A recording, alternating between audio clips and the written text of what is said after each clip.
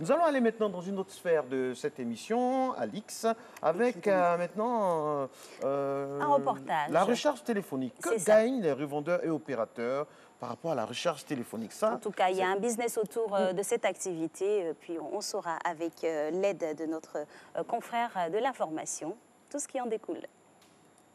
Plus de 90% des achats de crédits téléphoniques se font auprès de distributeurs détaillants appelés gérants de cabine. Leur marge, une commission de 4 ou 6% en fonction de l'opérateur, soit 400 ou 600 francs sur 10 000 francs de transaction. Bon, en matière des unités, là, on a les fournisseurs on les appelle et puis nous envoient les unités. Mais on paye cash, quoi. Par semaine, je recharge mes téléphones 60 000 francs par semaine. Les réseaux nous donnent 4% sur chaque rechargement à partir de 10 000 francs. Nous, les gérants de cabine, on aimerait que les sociétés des différents réseaux puissent augmenter nos pourcentages à 10%. Ce qu'on veut dire aux sociétés, on va essayer de voir les pourcentages là. On a fait au moins combien d'années là, on fait grève, on fait la même grève là, ils ne réagissent pas. Vous voyez, aujourd'hui là, sans nous là, ils ne sont rien. En juillet 2017, les gérants de cabine sont entrés en grève. Ils réclamaient une revalorisation de leur marge.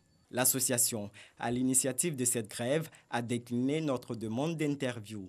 Du côté des opérateurs de téléphonie mobile, on explique le refus de majorer les commissions. Il faut savoir que le modèle de distribution que nous avons monté, c'est un modèle qui, pour nous, permet de créer de l'emploi. Et quand je prends en moyenne aujourd'hui, chaque distributeur a à peu près 150 personnes qui ont embauché. Le modèle que nous avons conçu, c'était de dire, nous rémunérons un peu plus ce grossiste-là qui emploie des jeunes Ivoiriens et qui a des charges. Payer le réseau de distribution au-delà de ce que nous faisons aujourd'hui ne pourrait pas nous permettre de maintenir tous les emplois qu'on a. Cet opérateur reverse près de 6% de commission aux distributeurs grossistes et 4% pour le détaillant à la cabine. Un total de 10% pour le volet distribution. Nous avons une obligation vis-à-vis de l'État de couvrir le territoire ivoirien pour que chaque Ivoirien, dans le plus petit hameau, puisse avoir le téléphone, pouvoir téléphoner. Et ça, c'est des investissements très élevés. Il faut le faire vis-à-vis du régulateur. Si on ne le fait pas, on est soumis à des pénalités.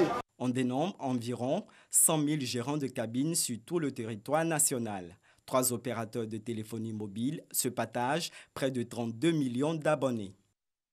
Waouh, c'est un véritable business. Petit métier juteux. Juteux, 100 000.